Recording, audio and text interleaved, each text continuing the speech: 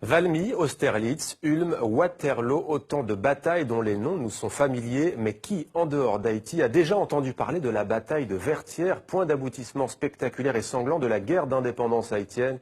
Bonsoir Jean-Pierre Le Glonec, merci d'être avec nous. Vous êtes historien, vous êtes professeur à l'université de Sherbrooke, c'est au Canada. Vous enseignez l'histoire d'Haïti et des Amériques noires notamment. Vous êtes l'auteur de ce livre, L'armée indigène, la défaite de Napoléon en Haïti.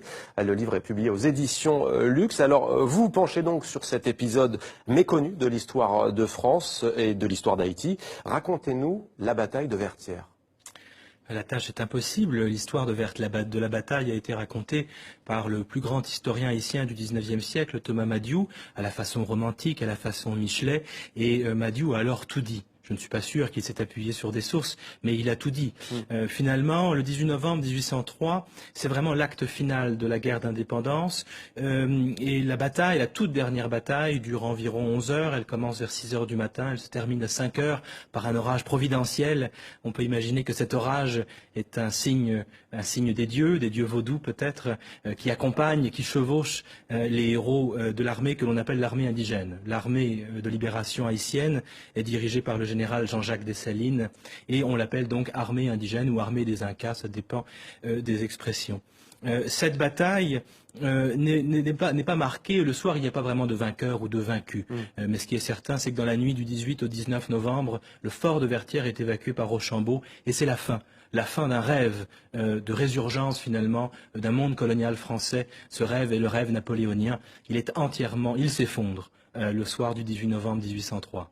En quoi est-ce, selon vous, un moment clé de l'histoire de ces deux pays?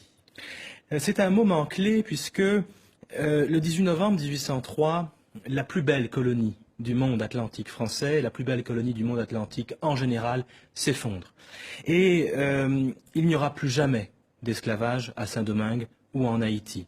Donc c'est un moment très important pour l'histoire d'Haïti et pour l'histoire de France, mais aussi pour l'histoire du monde moderne, puisque ce qui se passe ce soir-là, c'est toute l'idée esclavagiste, et c'est le dogme de la race, qui est battu en brèche par des citoyens, et aussi des citoyennes, puisque les femmes sont présentes sur la scène le jour de la bataille.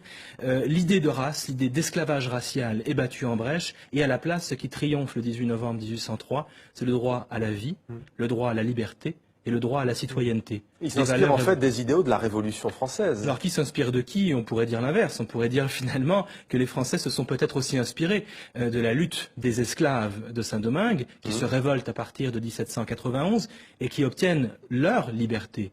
Ils n'attendent pas qu'on leur donne la liberté. L'esclavage est aboli, certes, en 1794 en France, mais il est aboli parce que les esclaves eux-mêmes à Saint-Domingue sont allés chercher leur liberté au terme d'une résistance héroïque. Qu'est-ce qui va découler de cette page de l'histoire? Quelles sont les conséquences concrètement? Alors, j'ai envie d'insister ici sur les conséquences d'ordre mémoriel. La conséquence principale en France, c'est que la bataille de Vertières n'existe pas. Le mot Vertières est un mot qui n'existe pas dans l'histoire et la mémoire française, et j'encourage tous ceux qui nous regardent à ouvrir leur dictionnaire des noms propres et à chercher le mot Vertières. Vertières n'existe pas. Cette défaite a été occultée, elle a été effacée. Elle est scandaleuse. Elle est scandaleuse parce que finalement la plus puissante armée française, la plus puissante armée du moment est défaite par une troupe d'anciens esclaves qui ne doivent pas être citoyens selon les généraux français, selon Napoléon. Vous parlez aussi dans votre livre de l'élite au pouvoir en Haïti qui, elle aussi, a voulu quelque part masquer cet épisode de l'histoire. Expliquez-nous.